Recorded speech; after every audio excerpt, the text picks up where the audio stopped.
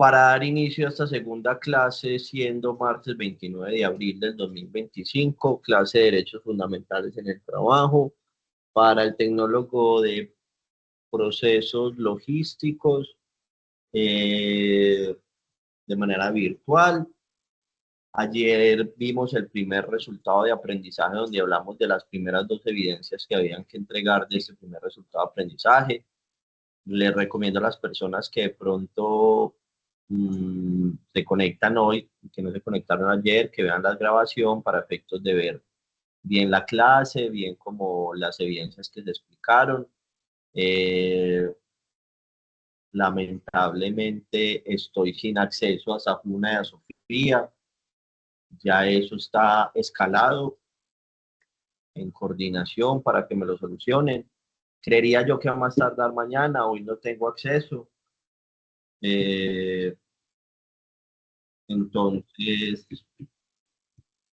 vamos a hacerlo como el día de ayer, que yo mostré la guía de aprendizaje, les digo las evidencias, ustedes ya se encargan de ubicar en Safuna la respectiva evidencia con el mismo número para subirlo. ¿Listo? Perfecto. ¿Tenemos alguna duda, alguna inquietud, alguna pregunta antes de iniciar con el segundo resultado de aprendizaje? Profesor, yo sí quería como que preguntarle algo con respecto a la actividad que se realiza sobre el foro. O sea que ahí dentro de esa actividad del foro está lo que tenemos que realizar en grupo, como digamos, como le dije. Un sociograma. Sí, entonces usted sabe que hay la actividad requiere donde hace una serie de preguntas. Queríamos saber si las preguntas como tal teníamos que, digamos, que hacerlo como en forma de taller para agregarlas al foro o simplemente ahí íbamos agregando al foro las preguntas y las respuestas del grupo de nosotros. Como te quede más fácil. Yo les dije, pueden hacerlo en un documento donde pongan las tres cosas que tiene el foro. Solución de preguntas, el enlace del sociograma y un texto que hay ahí. Pueden hacerlo en un documento y subir el PDF. O quieres participar en el foro y ahí en la participación responde las preguntas, pones el enlace del video y pones la otra actividad. Ok, muchas gracias. Con gusto. ¿Alguien más tiene dudas, inquietudes, preguntas? ¿No? ¿Ninguna? Bueno, entonces voy a proceder a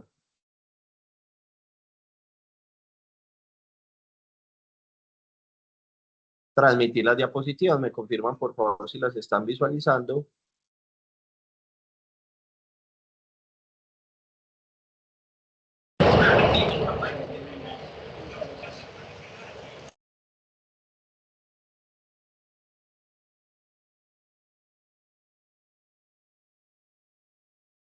Hola, ¿están viendo las diapositivas? Sí, señor. Muy bien. Sí, señor. Pendientes pues ahí, no me duerman. Si se me duermen, yo también me duermo. A ver, vamos a comenzar. Ayer quedó pendiente un temita sobre los derechos fundamentales en el trabajo. ¿Cómo así? Que nosotros como colombianos, de acuerdo a la Constitución política, tenemos unos derechos fundamentales, pero también el derecho fundamental al trabajo, que está regulado en el artículo 25 de la Constitución política de Colombia, que es un derecho y una obligación y gozan todas sus modalidades de la especial protección del Estado. Toda persona tiene derecho a un trabajo en condiciones dignas y justas. Por ahí me dirán, eso suena muy hermoso, pero a veces no aplica. Pues digamos que es lo que debería el deber ser, ¿cierto? Del Estado Social de Derecho. Pero bueno, falta mucho por avanzar. Esto siempre ha sido un camino de reconocimiento de derechos y de personas que se atreven a defenderse también sus vulneraciones en derechos fundamentales. Tenemos también el artículo 39 que los trabajadores y empleadores tienen derecho a constituir sindicatos o asociaciones para la representación de su estado. Tenemos el artículo 48 que dice que cada persona que esté trabajando o que esté como independiente inclusive tenga seguridad social. ¿Por qué? Porque es un servicio público de carácter obligatorio. Es irrenunciable, no lo podemos decir al jefe, jefe, no me pague la seguridad social que yo no la necesito, ¿cierto? Para tenerlo pues como presente. El artículo 53 de la Constitución menciona que el Congreso deberá expedir un estatuto. Hasta el día de hoy no tenemos un estatuto del trabajo. Se ha buscado por diferentes maneras hacer una reforma laboral de la cual es necesaria sin meterse en asuntos políticos, pero hay ciertos vacíos, como abogado se los digo, ciertos vacíos jurídicos y ciertas cuestiones que no se han regulado y que son importantes, dado que, mire que la Constitución se creó en 1991 y de eso el artículo 53 ordenó al Congreso expedir un estatuto del trabajo con que tenga estas condiciones que están ahí. Hasta el sol del día tenemos un código sustantivo del trabajo que se dio en 1950 y que se viene actualizando por las decisiones de los jueces con relación a los conflictos laborales. Pero ya es justo que haya un estatuto del trabajo. El 54 es obligación del Estado y los empleadores ofrecer formación y habilitación profesional y técnica a quienes lo requieran. También tenemos el 55 que se regula el derecho a la negociación colectiva para las relaciones laborales. Eso lo vamos a ver en derecho laboral colectivo. El 56 menciona el derecho constitucional, que es el de la huelga, que se garantiza el derecho a la huelga, salvo en los servicios públicos esenciales. Vamos a pasar con el resultado de aprendizaje 2, con ver lo que es derecho laboral individual y colectivo. A ver, tenemos unos indicadores laborales para este año 2025. ¿Cuáles son esos indicadores laborales? Pues tenemos un salario mínimo, que es lo mínimo que debería recibir un trabajador por valga la redundancia, trabajar un mes en una jornada laboral justa. Tiene que recibir como mínimo el salario mínimo, que es 1.423.500 pesos para el año 2025. Hay un auxilio de transporte que está por 200.000 pesos, que es un auxilio que hay, ahorita vamos a mirar cuándo se le otorga y cuándo no, para un total de 1.623.500 mensual, ¿cierto? Eso sin contar lo que tiene que sacar el empleador en cuestiones de aportes a seguridad social, ¿cierto? Y prestaciones sociales. Aquí en la tablita está el valor de las horas. No es lo mismo trabajar una hora en la mañana que una hora en la noche, que una hora extra en la mañana que una hora extra en la noche, que una hora diurna extra en domingo y festivo, que en nocturna y domingo y festivo, que una extra diurna en dominical o festivo, o que una nocturna en dominical y festivo, ¿cierto? Ahí están los respectivos recargos. Tenemos aportes a pensión. La pensión se paga de manera solidaria. Quiere decir, el trabajador paga un porcentaje y el empleador paga otro porcentaje. El trabajador paga 4% en salud y en pensión. El empleador paga el 12% en pensión y 8.5% en salud. Para los que son independientes, tienen el deber de pagarse totalmente, completamente la seguridad social. Hay una licencia de maternidad, que son 18 semanas y 4 meses, más o menos 4 meses y medio. Hay una licencia de paternidad de 2 semanas. ¿Ustedes qué creen? ¿Sí deberían concederle licencia de paternidad al padre, al masculino? Sí. ¿Por qué razón?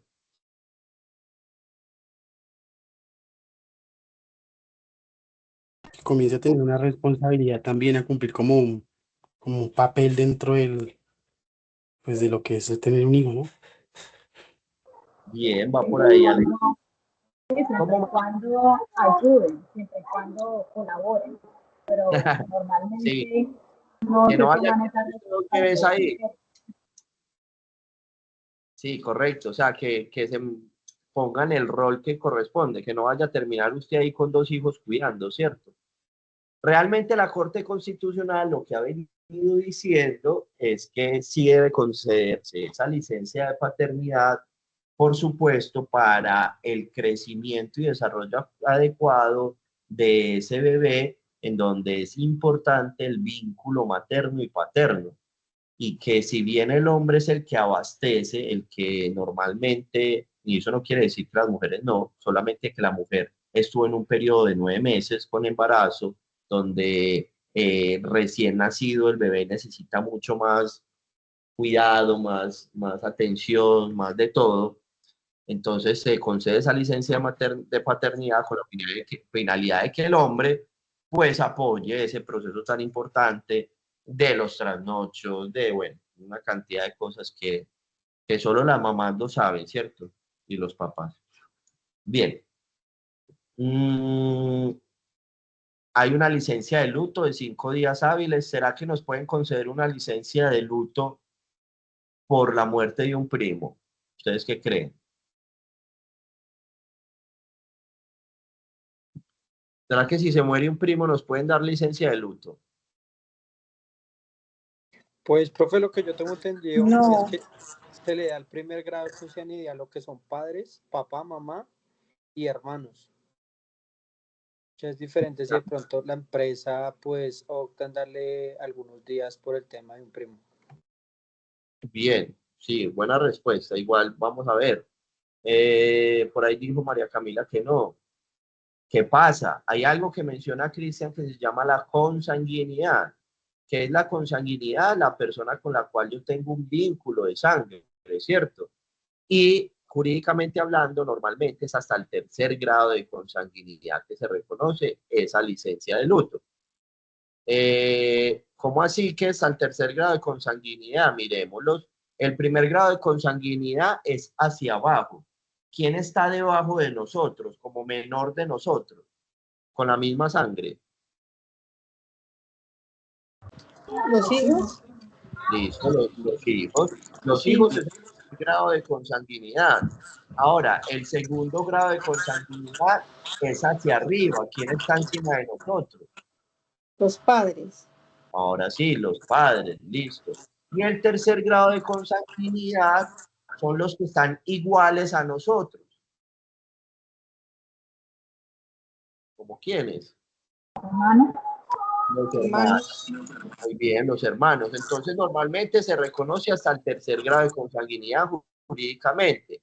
A ver, hay empresas que con esto son versátiles, que usted no tenía mamá, pero tenía abuela, y usted eso le dio muy duro y la empresa le quiere conceder la licencia de luto. Normal, casos se ven, pero normalmente son esos 3 grados de consanguinidad. Y diferente es la afinidad. Afinidad, ¿qué quiere decir la afinidad? La persona con la cual yo tengo un vínculo matrimonial o extramatrimonial, ¿cierto? 1er grado de afinidad, la esposa o la compañera permanente, ¿cierto? Porque si de ellos dos surge un hijo, ya no sería por afinidad, sino que sería 1er grado de consanguinidad, ¿cierto? Perfecto.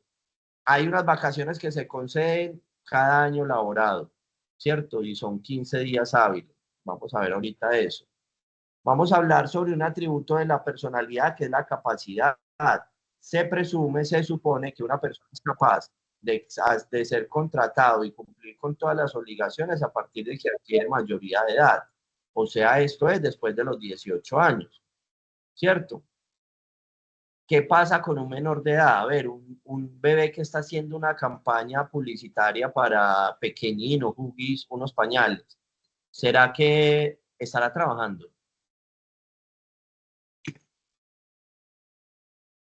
Sí, está trabajando porque están utilizando su imagen para vender un producto. Sí, correcto, Alejandro, está trabajando. Solamente que tiene que tener autorización, permiso de los representantes legales, tutores, sus padres, y sus padres deberán pedir permiso ante el Ministerio del Trabajo para que no haya ningún inconveniente y para que el bebé pues pueda hacer esa labor en los horarios, en los tiempos en donde él esté bien. Porque rara vez veo un niño llorando, poniéndole un pañal o echándole una cremita, ¿cierto? Pues, pero, pero sí es posible que los menores de edad trabajen en unos horarios establecidos, en unas condiciones de dignidad, ¿cierto? Esta ley 1618 del 2013 permitió contratar a personas en condición de discapacidad. Yo no sé si ustedes han visto en algún escenario, y esto se ve más que todo en ciudades, personas en condición de discapacidad que estén trabajando. De pronto alguien con síndrome de Down, o en silla de ruedas, o, ¿cierto? O con alguna condición de discapacidad. Y ojo con ese asunto, se dice condición de discapacidad, no se dice especial, no se dice bobito, no se dice cojito, mochito, visco, porque eso da pie para discriminación, incluso para líos jurídicos. Pues se dice persona en condición de discapacidad. Listo, para tenerlo presente. Incluso hay empresas que tienen beneficios económicos por contratar a este tipo de población. Vamos a ver qué son los contratos. Un documento donde están las obligaciones, los derechos, las cláusulas, las partes, en general los datos concretos de una relación que se va a celebrar y en este asunto laboral. Características del contrato de trabajo laboral, que es un acuerdo de voluntades. Sí, por más que el empleador te pone la hojita del contrato, tú eres el que la acepta o no. Tú decides sí o no, y eso es un consejo, lean los contratos, que se van a ver cuánto van a ganar y van y firman, sin saber qué están celebrando. Bilateral quiere decir que es de dos partes. Oneroso quiere decir que ambas partes reciben un beneficio. Principal quiere decir que no depende de otro contrato, que se puede ejecutar a lo largo del tiempo y que ambas partes tienen obligaciones, lo que lo convierte en conmutativo. Estos son los tres elementos esenciales del contrato laboral. Primero, la actividad personal del trabajador. ¿Qué quiere decir? Que es realizada por sí misma. Usted celebra el contrato, usted es el que trabaja. Segundo elemento, la continuada subordinación o dependencia. ¿Qué quiere decir? Que el empleador tiene el derecho, la potestad de ponerte funciones, decirte en qué tiempo, en qué modo, en qué calidad debes entregar esos servicios, ¿cierto? Tercer elemento, el salario, que contraprestación a ese servicio y a la subordinación, tú recibes una remuneración o salario. Bien. Modalidades de celebración del contrato laboral, la forma. Primero, verbal. ¿Ustedes creen que el contrato verbal es legal? No. No. ¿Por qué no? Sí, Sí, profesor, sí es legal. sí es legal. Que sí. Que sí. ¿Quién dijo que no? Luz. Yo, sí. ¿Por qué, Luz? Cuéntame, ¿qué opinas? Porque pienso que debe haber una prueba, o sea, algo escrito, firmado de parte y parte para que haya legalidad en ese contrato. Porque pues verbal se pueden decir muchas cosas, Sí, pero probarlo. pero probarlo, pues, ¿cómo?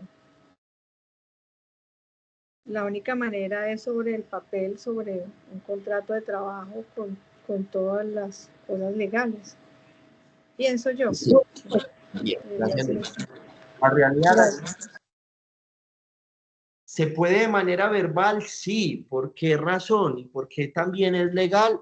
Porque hay algo que se llama la costumbre y la tradición, y eso es fuente de ley. Es como dos personas a lo largo del tiempo han llegado a un acuerdo a través de la costumbre de que si yo me compré un lote, un terreno, un bien, y yo no sé construir y no tengo el equipo, nada, y yo necesito contratar a alguien que me haga mi casa, pues tradicionalmente, pues yo llamo y averiguo al maestro de obra en cuánto me construye esta casa, le pago, ¿cierto? Es legal. El problema es que hay personas allá afuera que te contratan de manera verbal para incumplirte en ciertos derechos que tienes. Pero si a ti te contratan de manera verbal y te van a pagar todo por ley, ¿por qué tiene que ser ilegal? Se vuelve ilegal cuando, digamos, se vulneran los derechos. Pero si yo te voy a contratar de manera verbal, te digo que te voy a pagar el salario mínimo, que te voy a afiliar a Seguridad Social y te voy a dar prestaciones sociales, pues uno dirá, pues confiar a ver si sí es verdad, pero no se va a dar cuenta sobre la marcha, ¿cierto? ¿Será que yo puedo probar que alguien me contrató de manera verbal? ¿Será que yo no puedo probar eso? Yo creo que sí. Sean más creativos. ¿Cómo puedo probar que alguien me contrató de manera verbal? Con la afiliación a la Seguridad Social. Pues una de las pruebas Con sería las que no está uno afiliado a Seguridad Social, podría ser una prueba. ¿Qué más? Con las colillas. Digamos que te dieron un recibo de pago. También. Esas son pruebas documentales, pero faltan varias importantes. Yo diría que las más importantes.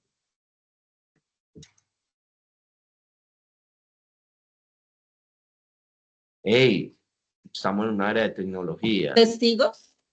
Testigos, muy bien, esa es una prueba testimonial. El vecino, el amigo que me veía que, hey, voy a ir al trabajo, que sabía dónde estabas trabajando, ¿cierto? Que conocía tu ruta, conocía todo lo que estabas haciendo en el trabajo porque le contabas. Eso es una prueba testimonial. ¿Qué más? Prueba documental. Con esta tecnología, fotos, donde estaba una selfie, o del trabajo que hice, o las conversaciones de WhatsApp que tenía con la persona que me contrató, o los intermediarios, lo que sea. O sea, yo sí puedo probar que tuve un contrato laboral de manera verbal, para que por favor eso lo tengan muy presente, porque allá afuera los contratan de manera verbal y ustedes aceptan, porque hoy estamos en un estado de necesidad, quizás, y yo necesito el trabajo y lo que sea, pero, pero ese tema de contrato verbal es legal, pero sepan hasta qué punto tienen los derechos. O sea, mejor dicho, sea verbal o escrito, tienen los mismos derechos, los mismos. Y te contratas de manera verbal, te tienen que pagar como mínimo el salario, te tienen que afiliar a Seguridad Social, te tienen que afiliar a prestaciones sociales. Esas tres cositas son elementales, elementales. Bien, entonces si es posible contratar de manera verbal y probarlo, es importante que el contrato de manera verbal se estipule la índole del trabajo y sitio, o sea, yo qué voy a realizar en qué lugar, cuánto me van a pagar y en qué forma, cheque, transferencia, un bien, y cuánto dura el contrato. Y el contrato escrito está regulado en el artículo 39 del Código Sustantivo del Trabajo, que menciona absolutamente todo, que espero que, ojalá en la medida de lo posible, siempre tengamos contratos escritos, ¿cierto? Para efectos ¿de qué? De tener ya la prueba documental ahí, ¿cierto? Ojo, cuando usted firma un contrato, tienen deber de darle la copia del contrato firmada, una para usted, una que queda al empleador. Vamos, vamos con los primeros tipos de contratos, por ejemplo, contrato a término fijo, es el que está regulado en el artículo 46. ¿Qué sé yo de este contrato? Que tenga una fecha de iniciación y una fecha de finalización, ¿cierto? Ambas partes tienen claridad sobre el tiempo en que se va a trabajar, en el que se va a trabajar el trabajador y en el que tiene que pagar el empleador los servicios del trabajador. Ambos saben las fechas de inicio y finalización. La duración máxima de este contrato es de 3 años. Se puede renovar las veces que sea, cuando son mayores a 1 año. Se puede renovar la cantidad que sea. Deben estar por escrito, o sea que este contrato a término fijo nunca es verbal. Todo contrato que te hacen allá afuera, que te dicen te contrato, o sea, te están contratando de manera verbal, automáticamente ese contrato se convierte en un contrato a término indefinido, porque no hay certeza en la duración. Y no te pueden decir, ve, te vas a contratar a término fijo de manera verbal 3 meses. No, el contrato a término fijo tiene que estar escrito. Se debe notificar en la medida de lo posible 30 días antes la terminación del contrato y pues la notificación que tiene que dar el empleador si te lo renueva o no. Ejemplo, a mí me contrataron 1 año de enero a diciembre. ambos sabíamos que yo estaba contratado solamente ese año. Es deber del empleador, así sepamos desde el principio el tiempo, de notificarme 30 días antes, o sea, más tardar el 30 de noviembre, que culminado el término o el tiempo que inicialmente pactamos, no se va a renovar el contrato. Entonces me acordó, me notificó que ya casi se me acaba el contrato. ¿Para qué? Para que yo pueda buscar trabajo. Es deber de notificar. Profe, entonces si me notificó por allá el 15 de diciembre, bailas, como dicen por ahí, porque te tienen que renovar el contrato por el mismo término. Si tenía un año y no cumplieron con la notificación, automáticamente se tiene que renovar por otro año por incumplir en esa notificación. Son cositas que allá afuera de pronto no saben. ¿Qué pasa si yo me voy antes del tiempo pactado? Si me contrataron un año y me quedé trabajando 6 meses, me faltaban 6 meses por ejecutar, ¿qué creen que pasa ahí? Como trabajador y empleador, ¿qué pasará?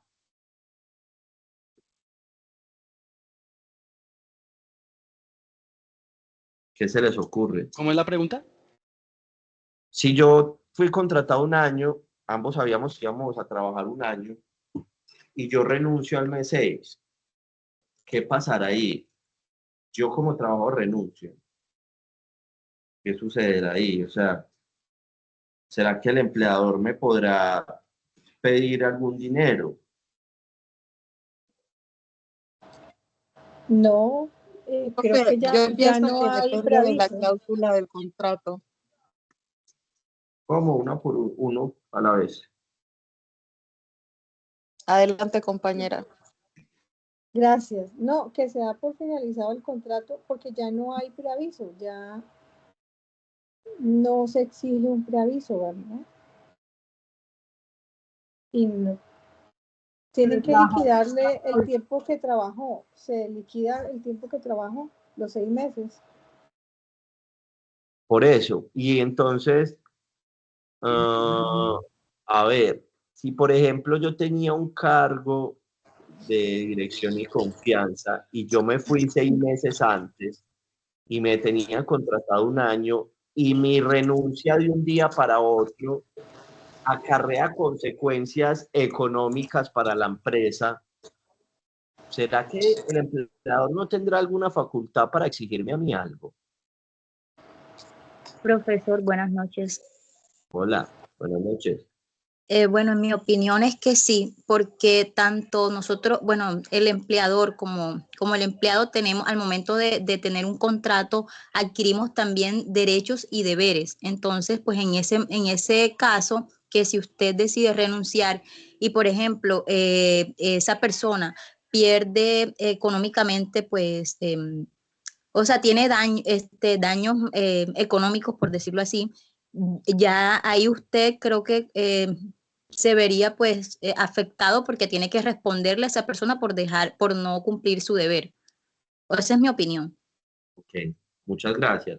Opinión con la cual concuerdo en lo siguiente, es que si yo sabía que yo iba a trabajar un año, ay, me salió un mejor trabajo, pero si yo renuncio de un día para otro y yo por renunciar en serio económicamente le acarreé unas consecuencias a la empresa, porque la empresa no puede decir, pero venga un momento, es que yo a él le di un contrato desde un inicio y él sabía que iba a trabajar conmigo, por lo menos porque no me avisó 30 días antes o no me dio unos días para yo poder pues, buscar otra persona y no tener estas consecuencias. Sabes que por ahí está que el preaviso, que ya no hay que pagar preaviso, que esto, pero depende, o sea, no se confíen.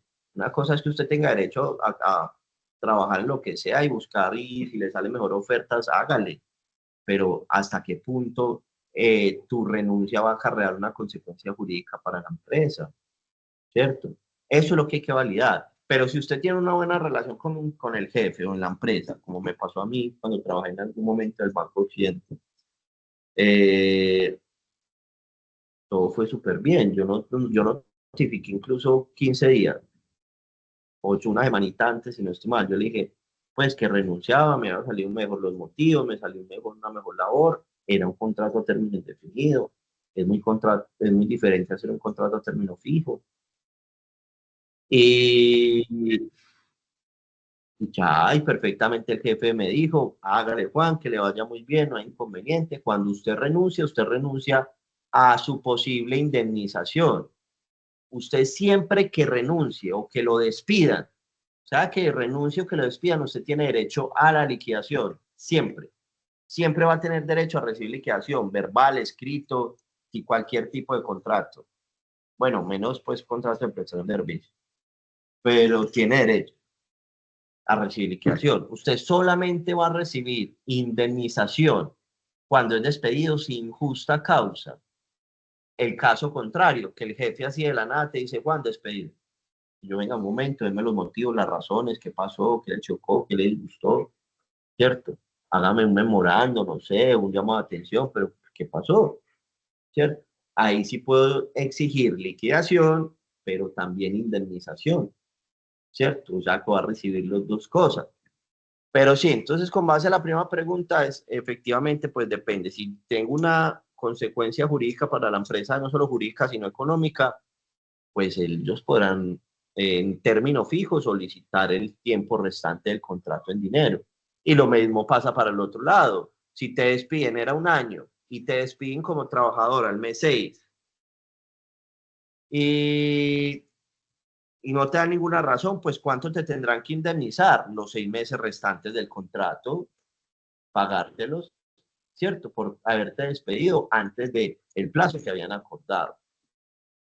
Hay algo muy importante en este contrato a término fijo, que es lo siguiente. Contratos a término fijo menores a un año, o sea, 12, 11, 10, 9, 8 meses, hasta 3 meses, ¿cierto? Contratos menores a un año que se renueven, solamente se podrán renovar hasta el tercer periodo por el mismo término. ¿Cómo así? A Pepito lo contrataron enero, febrero y marzo, 3 meses. Se supone que le notificaban 30 días antes diciéndole, Pepito, estamos contentos contigo, te vamos a renovar el contrato. Entonces ya sería el segundo periodo de contratación. Abril, mayo, junio, otros 3 meses. Ese sería el segundo periodo de contratación, ya vamos en 6 meses. Ahora se lo van a volver a renovar, ¿cierto? Julio, agosto, septiembre. Aquí, en estos 9 meses, van 3 periodos de contratación iguales. 3 meses, 3 meses, 3 meses. Si se lo quisieran renovar a esa persona, a Pepito, para el cuarto periodo lo tienen que contratar como mínimo a un año.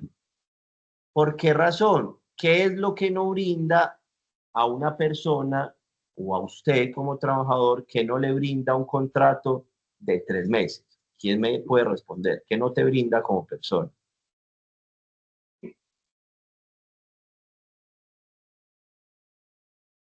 Si usted tiene un contrato de 3 meses, ¿usted cree que no puede tener? ¿O qué le genera a usted tener un contrato de 3 meses? No hay una estabilidad. Muy bien, Alejandro, correcto. No hay una estabilidad laboral, y eso es lo que dice la Corte Constitucional. No hay una estabilidad. Uno pensando cada 3 meses y le van a renovar contrato, no.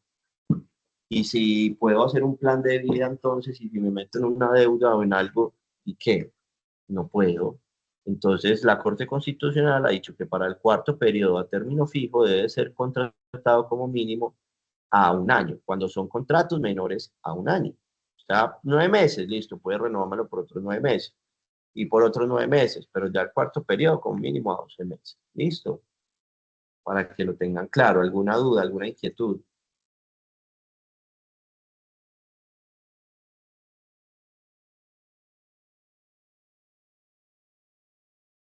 Ninguna. Entonces, en ese caso ya dices tú qué pasan los periodos y hay que hacer la renovación por el tiempo ya superior a los periodos que lleva. Y si el Sí. empleador dice entonces no, ahí ya se acaba el contrato y pues ya cada uno parte sus lugares. Sí, depende. O sea, si por ejemplo entonces fueron 5 meses, después otros 5 meses y después otros 5 meses, y ahí te notifican 30 días antes y te dicen, Juan, te vamos a renovar el contrato por 5 meses. Y usted dice, señor empleador, lo que pasa es que de acuerdo a lo que dice el Código Sustantivo del Trabajo, en el contrato a término fijo, pues usted me debería renovar el contrato un año, al cuarto periodo. ¿Qué puede pasar? Que la empresa definitivamente quiere que tú te quedes ahí y te renueve el contrato un año. O que la empresa diga, no, pues hasta aquí trabajas con nosotros. Pero al menos ellos tienen la anticipación de la notificación. Entonces te podrían decir 30 días antes, decirte, Juan, Pepito, lo que sea, ya hasta aquí llega la relación laboral, hasta que termine este quinto mes, ¿cierto? Entonces es para tenerlo pues como presente. Si por ejemplo llevas 3 periodos trabajando, o sea, llevas 5 meses, 5 meses, 5 meses, en este tercer periodo, se supone que te tienen que notificar 30 días antes. Supongamos que te vienen a notificar al día, mejor dicho, faltando 15 o 10 días. Automáticamente ese contrato tiene que ser renovado por un año, porque incumple la notificación y porque para poder renovárselo tiene que ser renovado por el término superior del año, ¿cierto? Entonces, para tenerlo presente.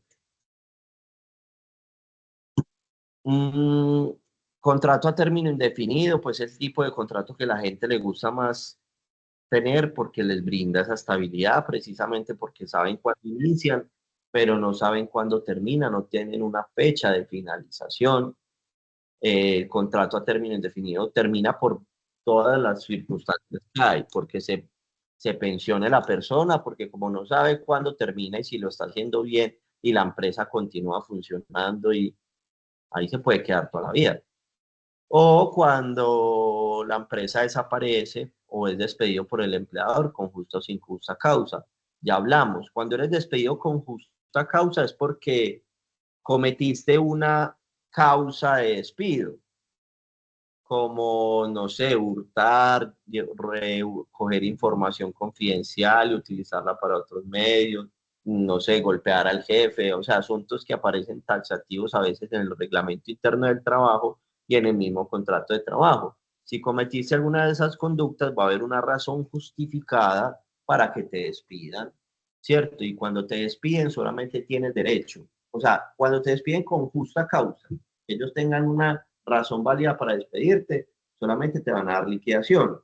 Diferente es que te despidan sin justa causa, sin una razón, sin un motivo, sin ninguna explicación, tienes derecho a recibir liquidación y indemnización. Espero pues que eso sea muy claro.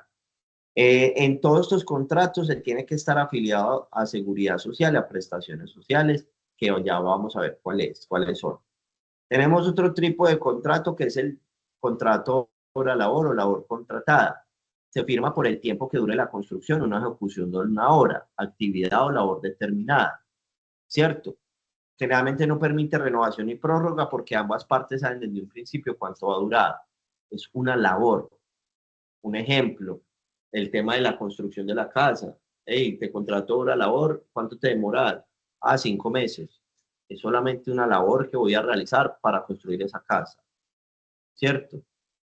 Apenas termine de construir la casa en el tiempo que usted me dice, se acaba el contrato, yo no te tengo que notificar, ambos sabemos que son los 5 meses. Que usted se quiere demorar, usted no quiere venir a trabajar un día. Usted verá, usted que va a entregarme eso en 5 meses en esta fecha.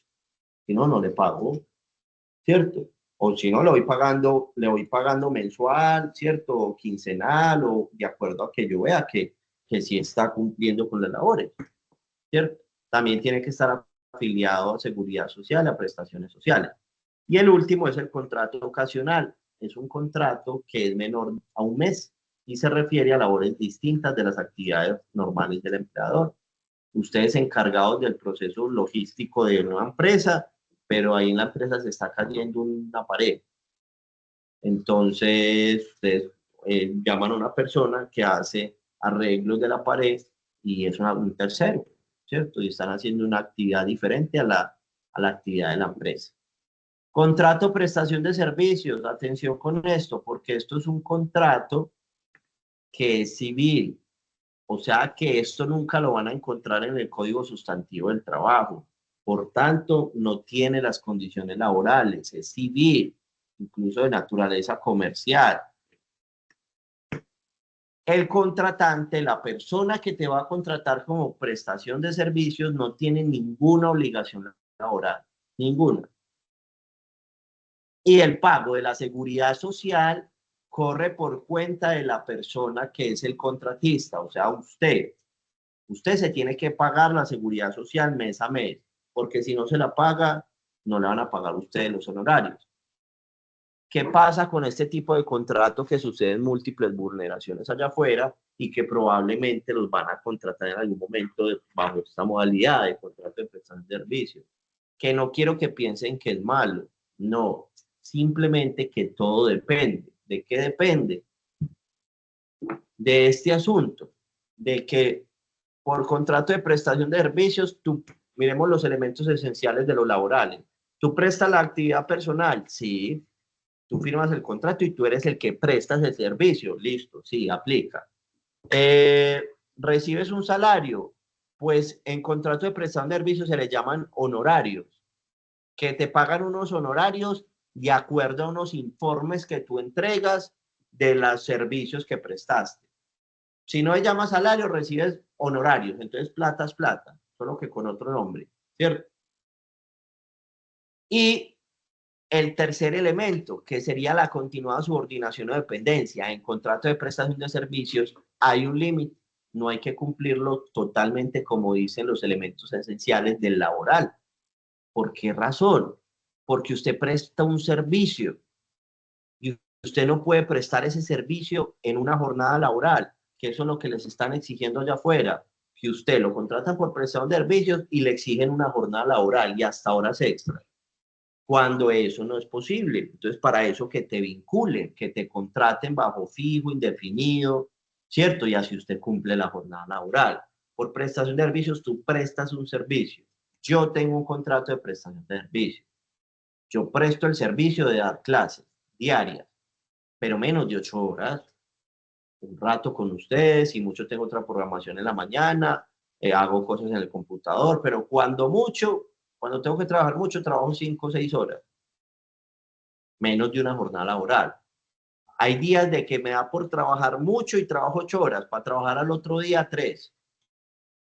Me hago entender, estoy prestando un servicio, pero yo soy autónomo también de cómo lo realizo, bajo unos lineamientos claramente de lo que yo voy a cumplir, pero esos lineamientos no me pueden exigir un horario, una jornada laboral, porque si no sucede lo que está aquí en la pantalla que dice contrato realidad. El contrato realidad es aquel que resulta de una relación civil o comercial, como el contrato de prestación de servicios, que un juez declara como una relación laboral. El juez va a llegar, usted va a llegar allá a decirle, señor juez, vea, lo que pasa es que yo presento esta demanda porque el empleador me contrató por contrato de prestación de servicios y me está exigiendo un horario. Y yo estoy cumpliendo con todos los elementos de una relación laboral cuando yo tengo un contrato de prestación de servicios que es una relación civil y yo no tengo que cumplir un horario, ¿cierto? Por favor, señor juez, en vista de que se encuentran configurados los elementos de una relación laboral, por favor, exíjale a la persona que me pague la seguridad social, las prestaciones sociales y todo lo de por ley, que no lo ha hecho por intentar camuflar esa relación civil, de contrato de prestación de servicios, como un contrato laboral. ¿Qué tienes que probar tú como trabajador? Para que incluso hay mucha probabilidad de que ganes el proceso. Los abogados no podemos prometer pues como ese tipo de cosas, pero si tú tienes este tipo de cosas, o sea, es muy difícil. Primero, la prestación personal del servicio demuestra que tú eres el que prestaste el servicio. Fotos, testigos, todo.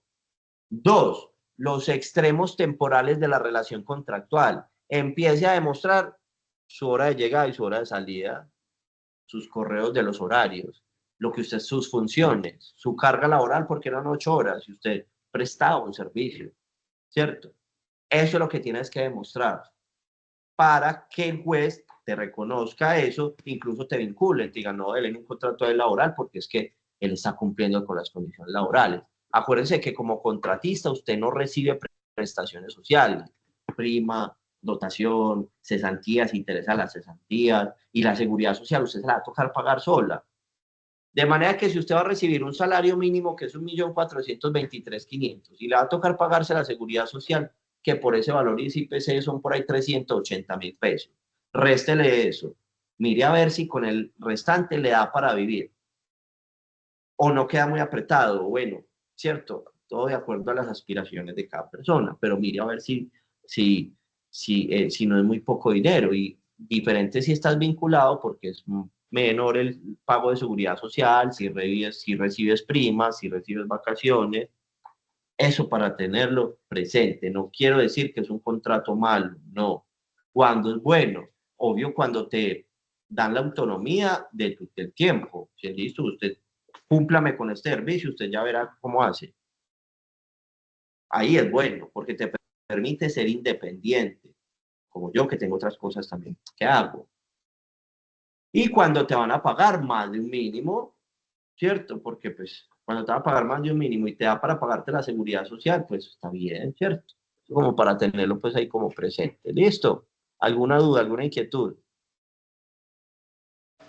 No, profe. Perfecto. Periodo de prueba, ahí tenemos un periodo de prueba de 2 meses. En los contratos laborales, en contratos de aprendizaje es 3 meses. Tenemos un salario mínimo que ya vimos. Yo no sé si saben que a nosotros nos pueden embargar el salario, ¿cierto? Esta cuestión por alimentos, hasta el 50% del salario, cuando se logra demostrar pues que usted perfectamente o está bien económicamente para pagar. Nos pueden embargar el salario los hijos, el cónyuge. ¿Por qué razón? Porque ayer hablamos que eso es un contrato. Nos lo pueden embargar los padres también. Nos lo pueden embargar los nietos y los hermanos. Profe, ¿cómo así? ¿Por qué? Pues en el caso de que usted sea el único familiar vivo y posea un estado de discapacidad, una condición de discapacidad, y usted sea el único que conoce a esa persona, ay, tiene deber de alimentarlo, por ser su única familia. Bien, pago en especie, ¿qué será eso? Y no es lo que creen. El pago en especie es que a una persona se le pueda pagar una parte en salario y otra parte en alimentación, vivienda, vestuario o bienes, ¿cierto? Esto tiene que estar por escrito y tiene unos límites. Cuando te recibes un salario mínimo, te podrán pagar hasta el 30% en especie. Cuando recibes más de un salario mínimo, te pueden pagar hasta el 50% del salario mínimo en especie. Auxilio de transporte, 200.000 pesos. Tiene como finalidad reembolsar al trabajador parte de los gastos que incurre para desplazarse al sitio de trabajo.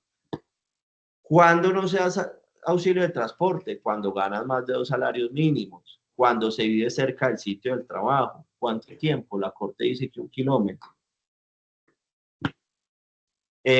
Cuando estás incapacitado y cuando la empresa suministra el transporte, que te dice, hey, te van a recoger una ruta, pero eso tiene que ser que te recojan la casa y te lleve al trabajo, ¿cierto? Para tenerlo pues como presente. ¿Cómo vamos hasta ahí? ¿Están conmigo? Usa información. Sí, señor. Bien. Muy interesante. Todo. Bueno.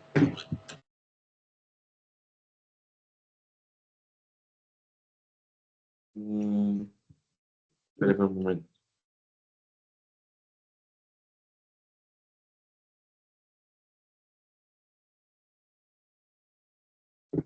Jornada laboral, no sé si sabían, pero el artículo 161 menciona que hay una reducción en la jornada laboral. Esto por ahora solo aplica para empleos privados. ¿Cómo así? El supermercado, el almacén de cadena, el banco privado, el restaurante, ¿cierto? Reducción de jornada laboral, no para empleos públicos. Antes se trabajaba 48 horas semanales, ¿cierto? Y la idea es que lleguemos hasta 42 horas semanales. En este momento se supone, ustedes me dirán, profe, suena muy bonito, pero pues en mi empresa no aplica. Hay que darle seguimiento y guardar evidencia, porque esto es como el empleador que no sabe la ley o el que sabe y se aprovecha del trabajador, ¿cierto? Pero como ustedes como trabajadores y ¿por qué no empleadores en algún momento? También debería ser importante que sepan esto. Actualmente se está trabajando 46 horas semanales. A partir de ahorita, el 15 de julio, se van a trabajar 44 horas semanales, hasta que lleguemos a 42 horas semanales, de común acuerdo en 5 o 6 días, o sea, de lunes a viernes o de lunes a sábado, las 42 horas. Entonces, normalmente, si son 42 horas y vamos a trabajar 5 días, son 7 horas, ¿ciertos? Ya no 8 horas como normalmente se trabajaba, para tenerlo pues como presente. Profe, y reduce el salario, reduce lo que nos van a pagar. No, al contrario, incrementa el valor. ¿Por qué? Porque como se observa en esta tabla, entre menos horas trabajadas el mes, el valor de la hora ordinaria incrementa, porque al trabajador se le está pagando el mismo salario por una mejor jornada laboral.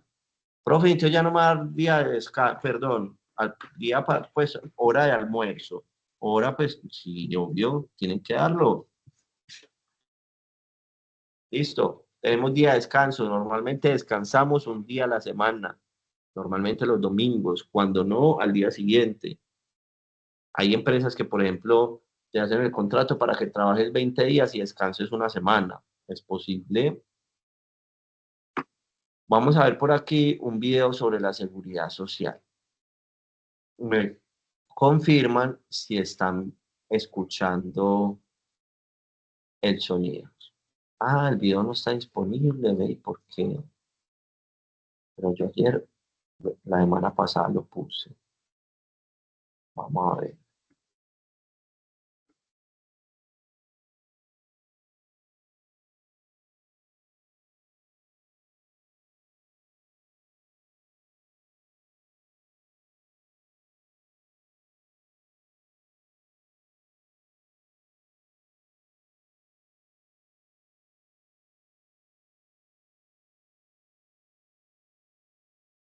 Tenemos por aquí, lo estoy viendo.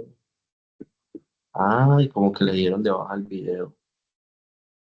Muy extraño. Bueno,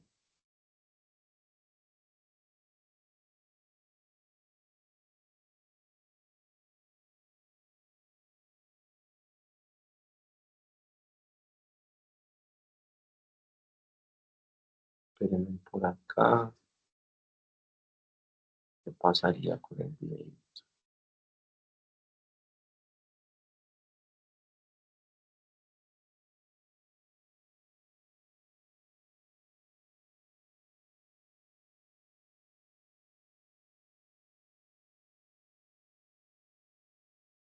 Bueno, no, lo quitaron el video al parecer, no hay inconveniente. El tema de la seguridad social es que incluye la seguridad social, incluye salud, ¿cierto? La posibilidad que tenemos como trabajadores de pertenecer a tener una cobertura de salud por el régimen contributivo, cuando tengo posibilidad de aportar como contributivo, cuando no tengo posibilidad estoy como subsidiado, que el Estado me da la salud, pero si estoy trabajando soy contributivo. Salud, pensión también hace parte de la seguridad social. ¿Cuáles son los 3 tipos de pensiones que tiene Colombia? ¿Cómo se pensiona uno en Colombia? ¿Cómo creen?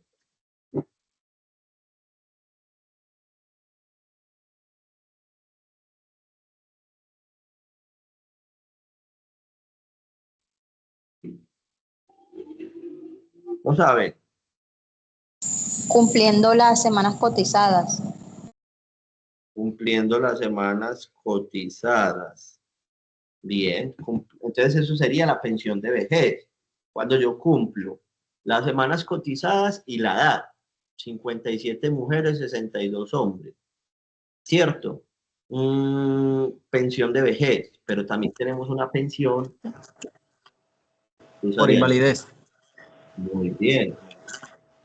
Por invalidez, que quiere decir que una persona sufrió un accidente laboral, ¿cierto? Un accidente laboral o incluso de origen común, pero por algunas circunstancias, y solicita la pensión de invalidez porque ya venía tiempo laborando, ya había cotizado tiempo y se comprueba que esa persona tiene una pérdida de capacidad laboral, más del 50%, ¿cierto? Profe, ¿y cómo es ese porcentaje? Hay unas juntas de calificación en donde te hacen unos exámenes para validar tu pérdida de capacidad laboral, ¿cierto? Y con eso ya poder tramitar la pensión de invalidez. Y la última pensión es la de sobreviviente. Digamos que es el tipo de pensión en que reclaman los legítimos, legítimas personas a reclamar la pensión, como en ese caso un hijo, o en ese caso la esposa, ¿cierto? Para tenerlo presente, o el esposo. Bien, voy a pasar por acá. Permítame un momento.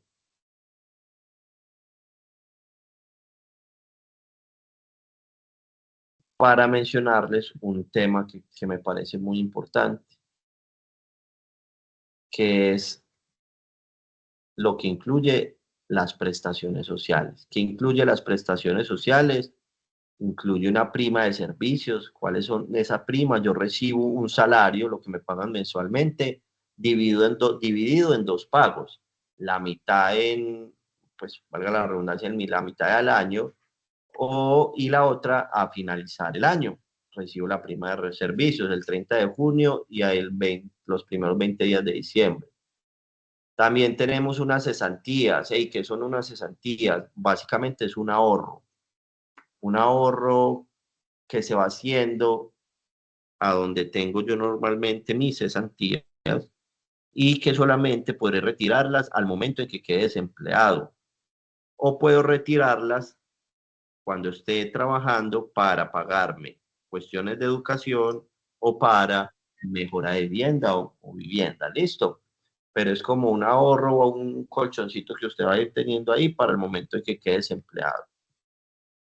Hay intereses a las cesantías que se pagan a más tardar el 31 de enero del siguiente año laborado. Eso sí se pagan a las cuentas de ahorros donde te pagan la nómina.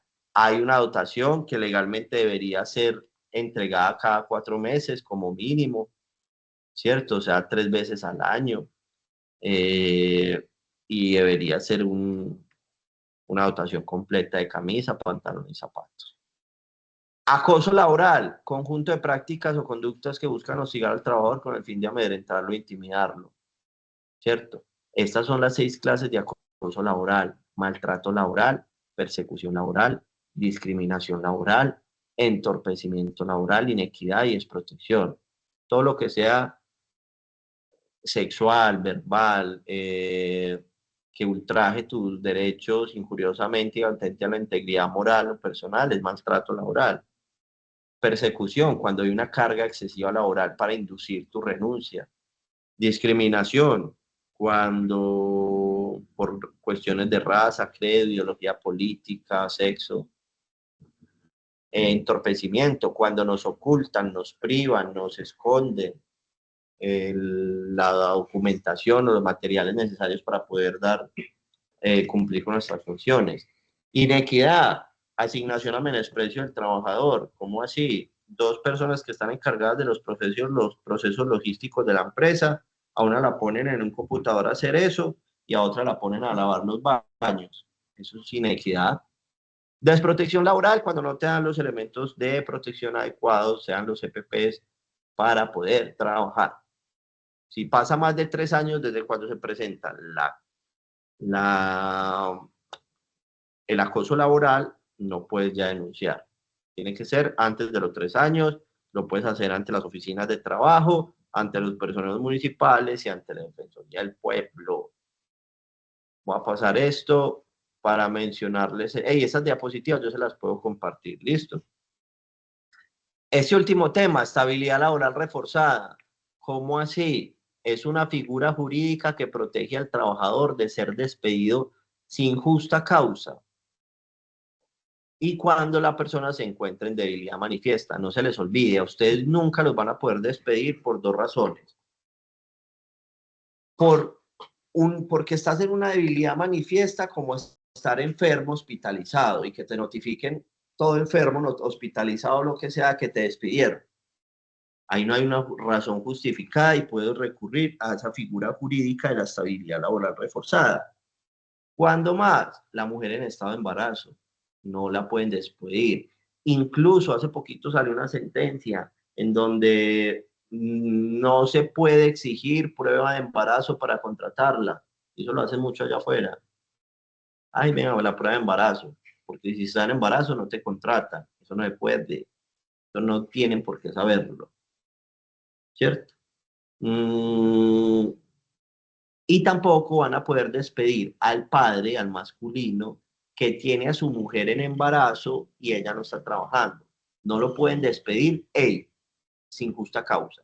Si él cometió un error, lo pueden despedir. Pero si no ha cometido ninguna justa causa, ningún error, ninguna situación, y de un día para otro lo despiden, señor empleado, discúlpeme con usted, pero yo recurro a la figura jurídica, a la estabilidad laboral reforzada, y no, pues, yo tengo a mi mujer en embarazo y yo no me puedo quedar sin el sustento de mi familia. Claro.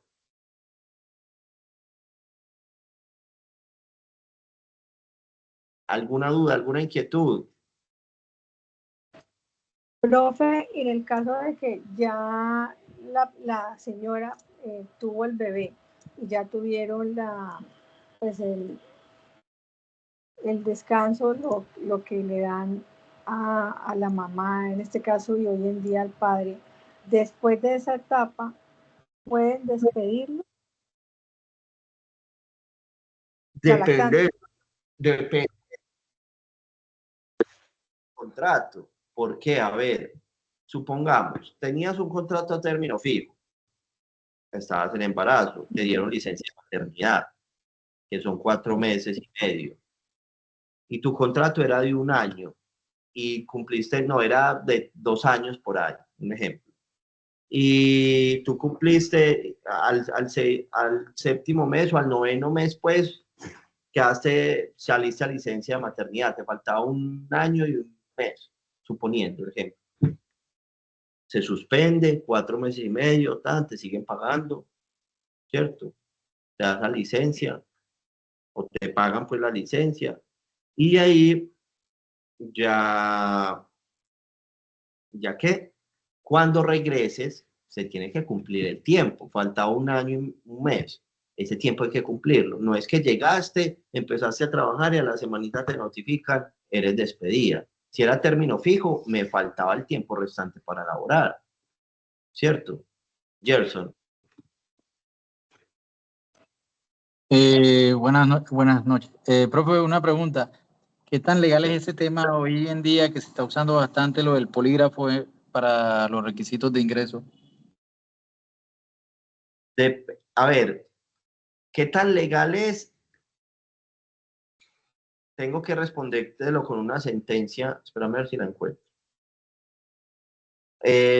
¿Por qué razón? Porque es que hay unos cargos que no tienen las mismas funciones y que son unos cargos generalmente de seguridad nacional o de algunos asuntos en donde digamos que tienen las facultades para soltar este tipo de cosas. Pero, espérame que aquí estoy buscando la sentencia.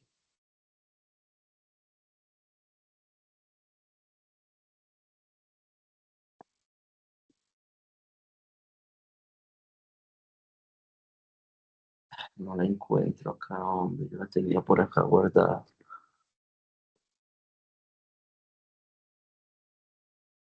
Bueno, sí, es un tema, no la encuentro, pero quedo pendiente de mandar. Es un tema como de acuerdo al rol o de acuerdo al cargo que vas a ejercer, porque si es necesario, de suma seguridad, un aspecto pues urgente, saber tu historial, tus antecedentes, ¿cierto? No solamente con la verificación de la cédula, sino, y también hay un asunto, el polígrafo no se puede hacer de manera, pues, como que usted no sepa, pues, que tiene que ser consciente y voluntario, obvio, acepto o no acepto, se debe respetar ese derecho a la dignidad humana y libertad de conciencia del trabajador, ¿cierto? Entonces, pues como para tenerlo presente, si encuentro la sentencia, te la puedo compartir. Todo depende del tipo de trabajo. Listo, si son trabajos que son, no sé, pues que no requieren ninguna información peligrosa, más que peligrosa, que se pueda utilizar en otros ámbitos, que tengan una repercusión, normal, no tiene por qué exigirse polígrafo. Es que normalmente el polígrafo uno lo escucha que lo realizan para cuestiones de seguridad, ¿cierto? O para cuestiones de habeas data, donde tiene que haber reserva de documentos, de información, ¿cierto? Pero todo depende de la empresa, listo. Ok. Bien, voy a poner la mitad de este video, me confirman si lo están escuchando, para proceder a explicarle las 4 evidencias. Entre hombres y mujeres. Ahí están escuchando. Sí, señor. Salarios justos y condiciones laborales dignas. Prestaciones sociales, contratos laborales. Condiciones adecuadas de seguridad y salud. E igualdad de derechos laborales entre hombres y mujeres. Nos oponemos a la precarización laboral. En Colombia también nos hemos movilizado por la defensa de lo público, por la educación, la escuela como territorio de paz, por la salud como derecho, en contra de la privatización de hospitales y empresas nacionales, en contra de la corrupción que afecta los derechos de los colombianos y colombianas. Hemos defendido la soberanía nacional, el medio ambiente y el territorio, la libertad de pensamiento y expresión, el derecho a organizarnos y a la movilización. En últimas, el sindicalismo se ha manifestado en favor de la vida, la democracia, la justicia social y la paz. Un líder sindical que había desaparecido el miércoles pasado fue encontrado muerto y con signos de tortura en Sabana Larga Atlántico. Rociaron con un combustible que se presume es gasolina en las puertas de la sede del Sindicato de Trabajadores de Cali. Y un atentado contra el vicepresidente del Sindicato de Trabajadores de la multinacional Drummond se registró en las últimas horas en Ocaña, norte de Santander. La situación de los sindicalistas en Colombia no mejora, ya que, según denuncias, grupos armados paramilitares continúan amenazando a miembros de las centrales obreras del país. Un sindicalista que sobrevivió al secuestro a manos de los paramilitares de Casanare denunció en Londres a la British Petroleum. Con arma de fuego fue atacado el expresidente del Sindicato de Educadores FECODE. Es importantísimo que se conozca la tragedia del movimiento sindical. Desde hace muchísimos años el movimiento sindical ha venido insistiendo en que es una víctima. El conflicto armado ha permitido que se degenere, que se degrade esta violencia. Muchos dirigentes sindicales fueron asesinados por el simple hecho de defender los derechos de los trabajadores, de defender la tierra, de defender el agua, de defender los recursos naturales y por defender sus reivindicaciones económicas. E inclusive muchos sindicatos desaparecieron y muchas convenciones colectivas que tenían también desaparecieron. Muchos trabajadores, dirigentes sindicales tuvieron que irse del país. Nuestra labor docente está expandida en todo el territorio. Nosotros estamos presentes en la última vereda y entonces en medio de ese conflicto el maestro actúa, el maestro se involucra con estas comunidades y obviamente así como defiende sus derechos como un trabajador, también defiende los derechos de esas comunidades y esto ha hecho que a él se le persiga, se le victimice, se le asesine, se le desplace. La impunidad es muy grave. La impunidad está llegando al 95% de los casos de las organizaciones sindicales. Y este ha sido un factor muy negativo para el movimiento sindical colombiano. Las luchas del sindicalismo en Colombia se han visto entorpecidas por la estigmatización, la persecución y la violencia en su contra.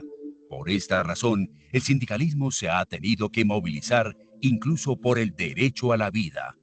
El sindicalismo colombiano ha vivido lo que ningún movimiento sindical en el mundo. Una violencia histórica, sistemática y selectiva. Al menos 15.245 violaciones a la vida, la libertad y la integridad cometidas contra sindicalistas entre 1971 y 2020 son muestra de ello, aunque debe tenerse en cuenta el subregistro. ¿Por qué? ¿Por qué nos asesinan si somos la esperanza de América? 11.850 hechos se han cometido contra hombres y 3.395 contra mujeres. 6.437 hechos se han cometido contra dirigentes sindicales. Más de 3.000 vidas de sindicalistas han sido acabadas, entre ellos 950 dirigentes y activistas. Miles de sindicalistas también han sido víctimas de desaparición forzada, atentados contra la vida, exilio, desplazamiento forzado, detención arbitraria, secuestro, tortura, allanamiento ilegal, hostigamiento y amenaza. Sedes sindicales han sido atacadas, han ocurrido robos de archivos. De manera diferencial y con intensidades variantes, la violencia antisindical se ha extendido por todo el territorio nacional. Ha golpeado alrededor de 500 organizaciones sindicales presentes en distintos sectores de la economía y de distintas centrales sindicales. Haciendo un recuento histórico, vemos cómo la cultura y la violencia antisindical están presentes incluso desde que nacieron las primeras organizaciones de artesanos, trabajadores y trabajadoras en el país.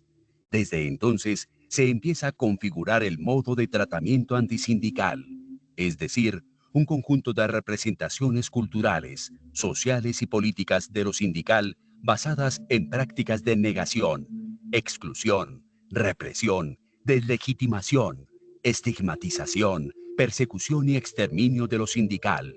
En el año 2019 fueron asesinados 19 sindicalistas en Colombia. La violencia antisindical sigue siendo un grave obstáculo para la libertad sindical y para la defensa de derechos humanos y laborales. Según la Confederación Sindical Internacional, CSI, en su informe para el año 2020, Colombia ocupa el tercer lugar entre los peores países para trabajadores y trabajadoras en el mundo. La impunidad de crímenes cometidos contra sindicalistas supera el 90% y la reparación integral para las víctimas aún es tarea pendiente. La afectación más grande ha sido, primero, como doblegar al sindicalismo a unas formas de comportamiento donde, digamos, le reduce su accionar y genera formas de pensar frente a los maestros y frente a FECODE en la sociedad, donde pensar crítico o hacer propuestas es sinónimo de adoctrinar o sinónimo de ser subversivos y no permitir que se desarrolle libremente el pensamiento y la cátedra. El año 2007, el vicepresidente de esa época, Francisco Santos, José de Obdulio, señalaron a Sintra Unicol como auxiliadores de la guerrilla. Entenderán que en esas circunstancias, nosotros los afiliados a Sintra Unicol quedamos en alto riesgo por este señalamiento irresponsable que hicieron funcionarios del gobierno de ese momento.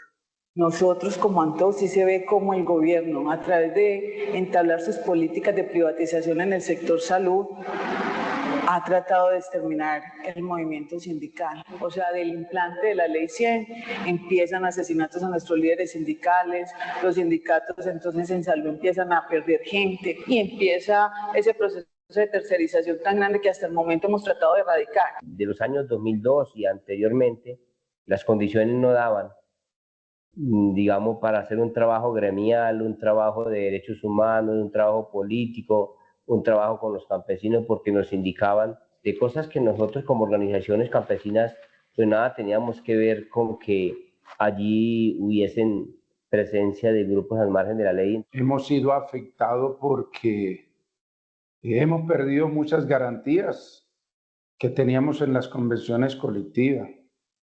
Nosotros como organización sindical creemos de que esa violencia en muchas regiones ha afectado al movimiento sindical y podemos decir bastante que afectó a Sintra Inagro porque en el reporte que tenemos un promedio de 1.300 trabajadores asesinados de nuestra organización sindical. Sintra Energética hemos sido víctimas de este conflicto armado, la presión constante, las amenazas constantes, sobre todo los grupos al margen de la ley, una para financiar a los grupos paramilitares para cuidado de la línea férrea que en ese entonces estaba siendo bombardeada, y el otro era para exterminar al sindicato. Eso se hizo en el departamento del Cesar. Desde 2004 ha sido amenazado con grafitis en la puerta de los baños de la compañía, con panfletos que me han llegado. Uno sabe aquí que eso le cuesta a uno, pero sabemos también todo el interés que hay de esta explotación carbonera cuando hay un sinnúmero de trabajadores tercerizados que los están explotando, que hay una serie de muertos por accidentes industriales, que hay una serie de enfermos que no podemos ocultar por culpa de esta minería. La USA ha venido defendiendo a capa y espada de que no se siga entregando los campos petroleros a otras multinacionales, de que el petróleo sea nuestro, y por ello pues el Estado colombiano ha venido utilizando el conflicto para decir que la mayoría de los que reclamamos los derechos laborales y la nacionalización de los recursos somos guerrilleros, y comienza una persecución sistemática donde hemos tenido ya 86 muertos, 3 desapariciones forzadas, más de 35 heridos, y por no hablar de muchos trabajadores que han tenido que salir del país y dirigentes sindicales, y la guerra continua del Estado en contra del sindicato, queriendo acabar con su personalidad jurídica. A ver, nosotros hemos tenido 2 asesinatos de 2 compañeros de trabajo, en unas condiciones, digamos, que no están claras para nosotros, porque suceden en momentos donde hemos tenido una situación de movilización demasiado fuerte. Nosotros nos hemos venido afectados este conflicto armado desde hace mucho tiempo. Ya para la década de los 97 al 2000, nuestros compañeros anteriores líderes sindicales fueron amedrentados, algunos asesinados y otros fueron allanados en sus casas, amordazados y secuestrados a familiares como a la esposa del sindicalista. El caso del compañero Rubén Castro Quintana, de la subdirectiva Bolívar, de Sintralecol. También el caso del compañero Odulfo Zambrano, en el año 97, presidente de la subdirectiva Atlántico, el cual fue asesinado. Lo mismo le ocurrió al compañero Sintralecol, subdirectiva Bolívar, en esa época electrificadora de Bolívar, el compañero Jorge Luis Ortega García, el cual fue vilmente asesinado en la ciudad de Bogotá, la vicepresidencia de la CUT a nivel nacional, el cual estaba amenazado, el cual le llegaban pasquines. ¿Por qué? Porque defendía los derechos de los trabajadores y defendía no solamente del sector eléctrico, sino de todos los sectores a nivel nacional. A raíz de todos estos asesinatos y persecuciones y sedes que nos han quemado y compañeros exiliados, pues la gente no quiere afiliarse a la organización. Y en vista de eso, éramos una gran organización de más de 5.000 afiliados y hoy nos vemos muy mermados. Somos más o menos 1.300 afiliados. Nosotros como organización sindical hemos sido víctimas de esta violencia de los últimos 60 años en el país. Tenemos la pérdida de 57 dirigentes sindicales que han sido asesinados, desterrados y desplazados varios compañeros que se han tenido que ir al exilio. El último compañero fue asesinado el 26 de febrero de 2019. Actualmente yo como presidente nacional tengo amenazas de muerte. Afortunadamente cuento con un esquema de la Unidad Nacional de Protección. Esta violencia nos ha dejado golpeados duramente a la organización sindical. Desde el comienzo de la organización sindical hemos librado luchas por la autonomía e independencia de la.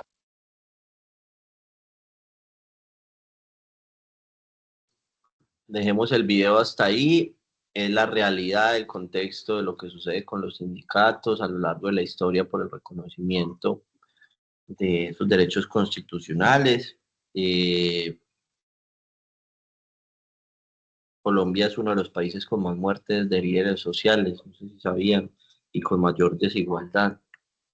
Entonces, bueno, para nadie es un secreto que hemos venido pasando por esto a lo largo del tiempo, por el reconocimiento de múltiples derechos a nivel laboral. Dudas, preguntas, aportes, inquietudes, algo. Si no hay, mañana vamos a hablar un poquito más de este tema de derecho laboral colectivo y pasamos con el siguiente resultado de aprendizaje. Acá voy a transmitirles la guía de aprendizaje, me confirman si la están visualizando.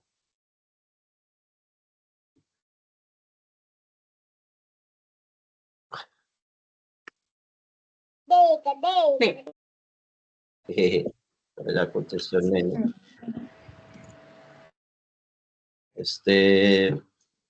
Bien, entonces voy a buscar acá poner ejercer para irme directamente a las evidencias. Recuerden que tenemos un mes para realizar las evidencias, ¿listo? Un mes. Y que, lo reitero, la profesora me pidió por favor el absoluto favor de que les dijera que son muchas evidencias, que por favor comiencen pronto, porque si no se van a retrasar. Bien, ayer expliqué sobre este taller, que era la evidencia 1, expliqué sobre este foro, ¿cierto? Y a partir de acá ya empieza el segundo resultado de aprendizaje, ¿cierto? Bajamos y vamos a ver la primera evidencia, que es un informe. Es un informe larguito que tiene básicamente preguntas para contestar, ¿cierto? De acuerdo a la información sobre el trabajo decente que se encuentra en el componente formativo y algunos documentos, ¿cierto? Van a contestar todas estas preguntas. Todo, mire, aquí hay una cartilla de derecho laboral donde de ahí van a sacar la información de estas preguntas. Ese informe se entrega en PDF, mínimo 3 páginas. Te tienes que remitir al área correspondiente donde esté esto, así, informe sobre trabajo decente, ciudadanía laboral, derechos laborales. ¿Cómo te das cuenta? Actividad aprendizaje 2, evidencia número 1, ¿cierto? Acuérdese que este segundo resultado de aprendizaje hay 4 evidencias, el informe es la primera. Segundo, un foro, leer esta información. Dice, analice la información sobre el convenio colectivo del trabajo que está en el componente formativo. Responda en el foro estas preguntas, ¿cierto? Comparta las respuestas obtenidas del punto anterior en el foro y haga una retroalimentación. Entonces tienes que comentarle a un compañero para que le hagas la retroalimentación de lo que él dijo. Compañero, aprendiz, amigo, me parece muy buena tu intervención por esto, esto y esto y esto. Considero que esto no comparto, esto sí comparto. Listo. ¿Por qué? Porque esto es lo que dice los lineamientos. Dice, respuesta a las preguntas en el foro y retroalimentación de las respuestas de los compañeros. Listo. Tercera actividad, un gráfico. ¿Qué va a tener el gráfico? Puedes utilizar cualquier aplicativo. Canva me parece que es muy fácil, ¿cierto? Realiza la lectura del componente formativo sobre negociación colectiva, incluyendo los videos anexos. Con esta información diseñe un gráfico que represente la información de estas preguntas. Estas 4 preguntas ustedes me la van a poner en un gráfico con la respuesta. ¿Cómo se entrega? Un gráfico.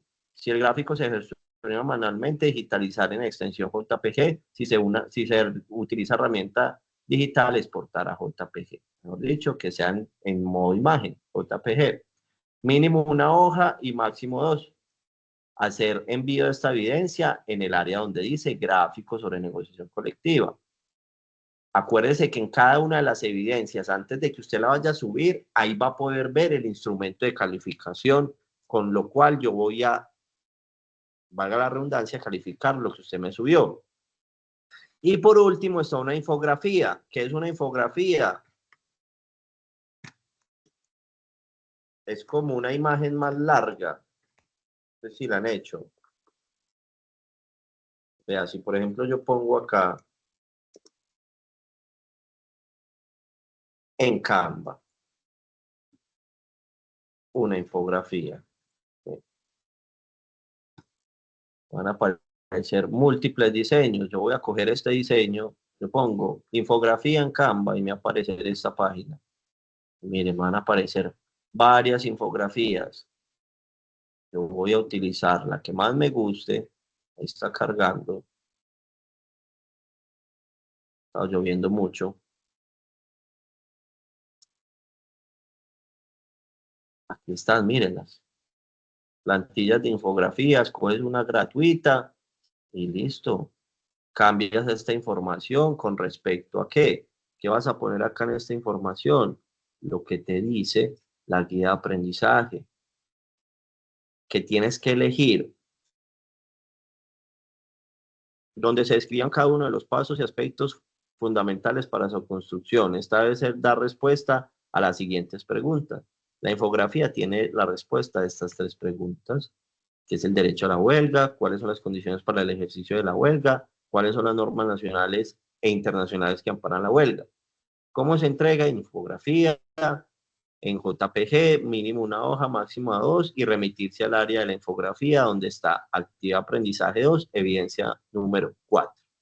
Con esas 4 evidencias ya abarcamos el segundo resultado de aprendizaje y ya estaríamos con 6 evidencias. Las 2 de ayer y las 4 de hoy. Dudas, preguntas, por favor, Davis o quien esté ahí. Sí, profesor, le iba a hacer una pregunta. Bueno, Sí. esas actividades todas son individuales, ¿cierto? Sí, individualmente tienes que subirla, pero hay algunas que la guía dice que esa actividad la haces en grupo, por eso hay que leer la guía. Hay cerca de 2 o 3 actividades que se hacen en grupo, de resto todas se hacen. Sí, porque bueno, de esta evidencia que vamos a entregar, lo que más bien es como ese foro, que hace que ya después que uno vea lo que han opinado los demás compañeros, que yo estuve leyendo la guía para ir adelantando. Y tengo una pregunta, porque ya yo me puse a realizar la infografía esta tarde para ir avanzando esta evidencia, pero entonces yo la exporté en PNG y Te la ahora... valgo, te la valgo, Sí. te la valgo, corta, subíla así para ok. que te pueda dar, listo. Sí, porque ahora que usted está diciendo otra vez, yo le miércoles y con todo eso yo entré a la infografía y ahí amplié la imagen, pero se ve lo que yo dije. Entonces quería saber eso, si no hay problema. Luego no hay problema, listo. Ok, muy amable. Un gusto. Luz Adriana, dime. Hola, profe, gracias. Sí, no, era parecido a lo de la compañera, que si ya tenemos algunas listas, las evidencias, si ya las podemos comenzar a Ave María, pasar a la plataforma, ¿sí? si ustedes tienen las 2 evidencias, súbanlas de una vez. Mejor para ustedes y mejor para mí. Porque es que el acompañamiento del instructor da la virtualidad, posibilita eso, que vayamos abarcando tema por tema. Pero la virtualidad, que es lo que posibilita, usted tiene una guía, usted tiene unas evidencias, usted lee, entiende todo. Si usted toma el tiempo para leer todo, usted puede hacer todo. ¿Cierto? Sí, pues uno, pues todo es ponerse a leer, investigar y pues ir desarrollando las cosas pues para ir adelantando.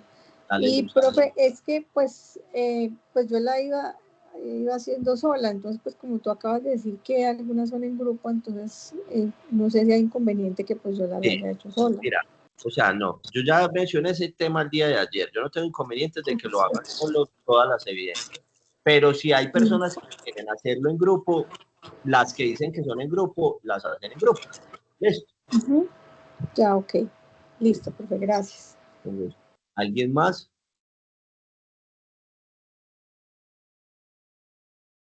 No. Bueno, si no hay dudas, por favor, entonces, vengan.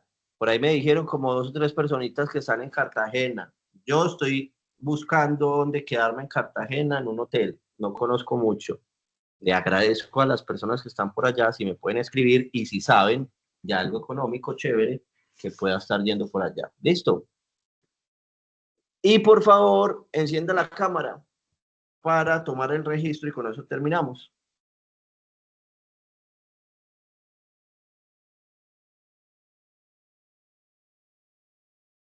a Yerly, Gerson, Cristian, Alejandro, Eni. Todos, por favor, enciendan un momento la cámara, tomamos registro para el informe. Fue que yo acabé de dar un contrato de prestación de servicios donde yo les dije que a uno solo le pagan si uno entrega unos informes. Tengo que enviar unos informes con que si estoy en la hora correspondiente dando la formación. ¿Quién falta? Alejandro, Gerson, Eni. Solo 2 han prendido la cámara. 3, Juan Pablo, eso. Perfecto. Bien, tengo prendida. Sí, listo, ya. Una fotico acá. A la 1, a las 2 y a las 3. Listo, aprendices. Si no hay dudas, si no hay inquietudes, se pueden desconectar. Nos vemos mañana a la misma hora para ver el tercer resultado de aprendizaje.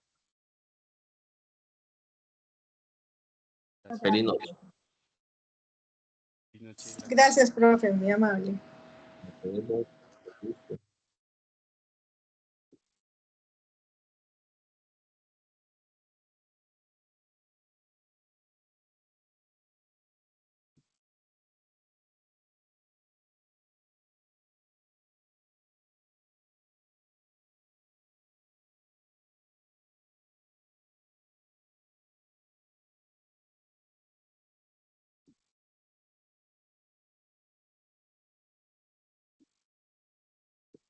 Cristian. Gonzalo tiene la mano alzada. Cuénteme.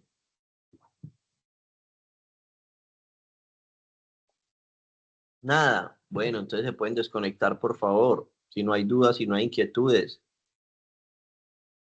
Cristian. Gonzalo.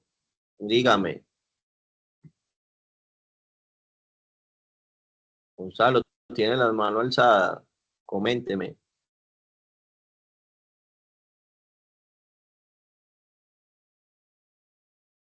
No. Bueno, Gonzalo, no te escucho. Las demás personas, no puedo habilitar ni cámara ni sonido, listo, no importa. Se pueden desconectar, listo, no hay problema. Ya igual me queda el registro de las personas que se conectaron. Davis, Camila, Jameson, Cristian y Gonzalo, por favor, si no tienen dudas, desconectarse de la clase.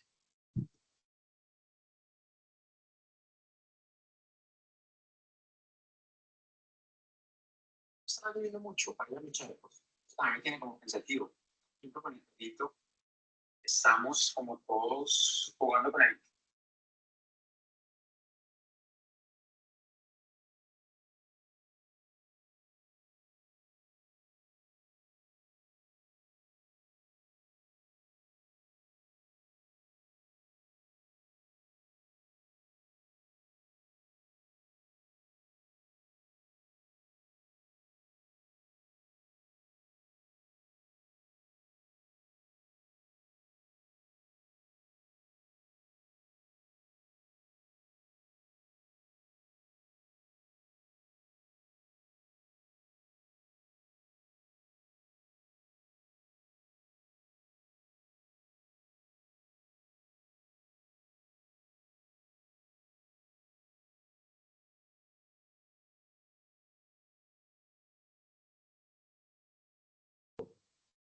Bueno, doy por terminado la clase del día martes 29 de abril de 2025 para el tecnólogo de coordinación de procesos logísticos. Voy a detener la grabación para efectos de subirla. Nos vemos, chao, chao, el día de mañana.